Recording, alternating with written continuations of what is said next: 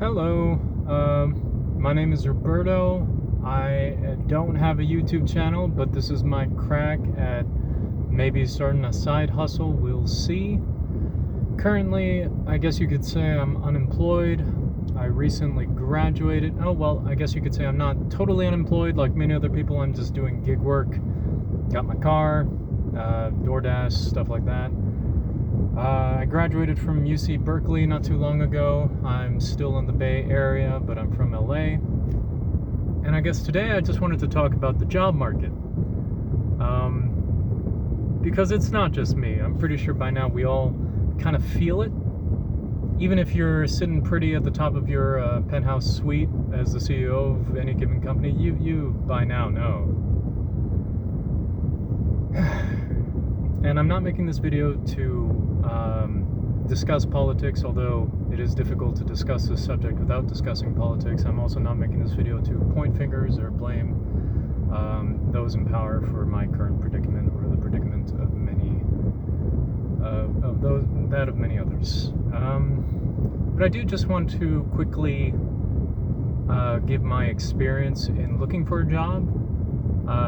I graduated in May, so it's only been a few months. I understand there are many people out there who have been applying for years without finding something, and I feel that, and I hope I don't feel it as long as you did. Sorry to say. I hope we all get employed, that we all make $1 million and sail off into the sunset, but this is not the country we live in, I don't think.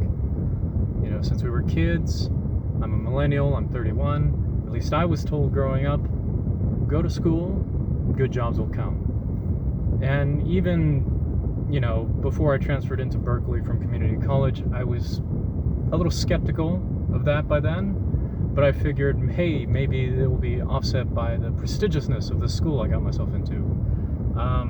So far, I'm still waiting for that prestige to work out. You know, I'm on LinkedIn, I'm constantly perusing Indeed. I believe by now I've sent well over 100 applications, rookie numbers apparently, if many of these other YouTubers are to be believed. And I think a major problem we have now is the introduction of AI and AI filtering, which many companies are utilizing. And the companies can't solely be blamed for this. It was practically pushed on all of us by the tech companies. But if you're a small business and you only have like 2 people working in HR and 700 people have applied to you recently, it kind of helps to have a filter. Unfortunately, AI is not human. It doesn't always get it right. It may pass over the most qualified candidate in the world for the not so most qualified candidate in the world. That's just the nature of it. It is a technology that's still being improved upon, but it is what it is. It's what we're dealing with. Couple that with ghost listings, which, if you are unaware, it's fake job listings, essentially. It's totally legal, apparently, for companies to pretend to be hiring, or if it's not legal, they find ways around it with their teams of lawyers, no doubt. So what will happen is, let's say you have someone working at your company for $80,000. You decide to post their job for $70,000 just to see who bites. This has the double effect of kind of putting your worker into panic mode and forcing them to increase productivity, at least for a short while. In the long run, that tends to backfire. And it also, of course, has the effect of making it look like there are open jobs available, which, you know, when statisticians will take these open jobs and deliver job reports based off faulty information, and that's no fault of theirs. It's just the system as we have it set up now. I mentioned I do gig work, and I think one thing that's important to note is that I am not the only person doing gig work. I would say hundreds of thousands of us exist at this point in time, and we are counted as fully employed, even though, and I'm sure this is the common experience, you tend to make minimum wage or even less. I know I certainly have made less. Still, we're counted as fully employed, and so those numbers are not as represented, and neither is the person who's working 1 to 2 hours out of the week. You would would hardly call that person gainfully employed, and yet they'd be counted as such in that 4% figure that the Bureau of Labor and Statistics provides us with concerning unemployment. Estimates from nonprofits and other organizations place the true unemployment much higher. The highest I've seen, it was like 25%, in which case we must be in a full-blown depression. Perhaps it's closer to like 10 to 12, maybe 15. Who knows? I am a city slicker. I grew up in LA County. I'm obviously here by San Francisco, so I only have my city slicker perspective to provide on this. Certainly, competition out here is tight. Let's see, what else do I want to add to this? Politics. Right. Looking at my face, you may come to the conclusion that I'm a little ethnically ambiguous. You would be correct. I have ancestry all over the place, but for the most part, I come from a Latin background. I'm a first-generation U.S. citizen. Unfortunately, those are not too popular these days. And again, I'm not trying to, for anyone who comes across this, I'm not trying to start a war in the comments.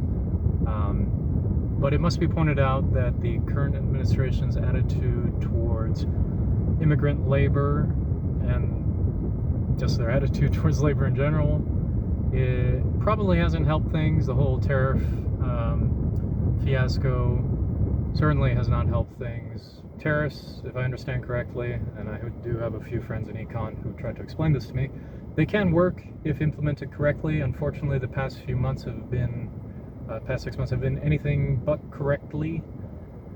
As far as tariff implementation goes, you can't constantly be threatening to put them on, but then not put them on, but then threaten to put them on, then put some on, save some for later, and then later put a ton on, but then pull them back.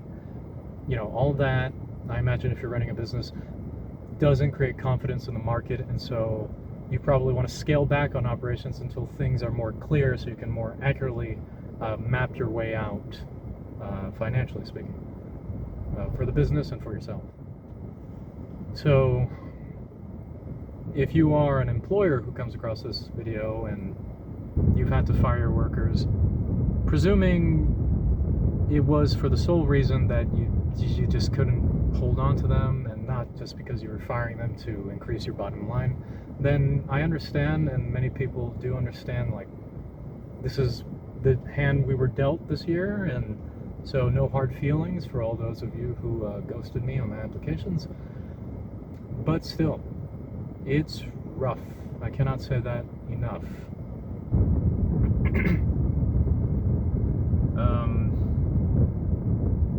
I did mention my alma mater, and I guess I should elaborate a little bit more. I was an English major, which, under the best of circumstances, isn't always the most employable degree. I understand this. You know, but even in the worst of circumstances, like, there would be sales, there'd be, you know, secretary work, anything that involves writing or analysis, data, so on and so forth. That, I feel, is what my major has always been suited for. A lot of us go into law as well. You know, you can do things with an English degree, it's just not always so clear-cut as with STEM and such.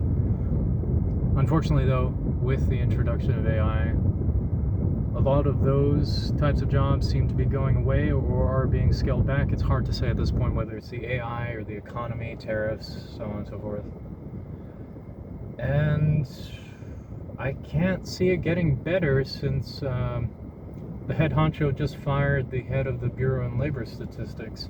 You know, a bipartisan position, meaning no particular party affiliation. You got to be very not prone to bias when you're dealing with numbers. It's got to be all about, you know, the numbers. But when you fire someone like that just because you don't like the numbers, that also does not inspire confidence moving forward. Whoever replaces her will, I can only imagine, be more loyal to the administration, and that will probably hurt trust in the entire Bureau. a bureau upon which many businesses and I understand financial institutions base their projections and own numbers and so on off of. So I do want to keep this brief. Got to get back to doing gig work. But what else to say?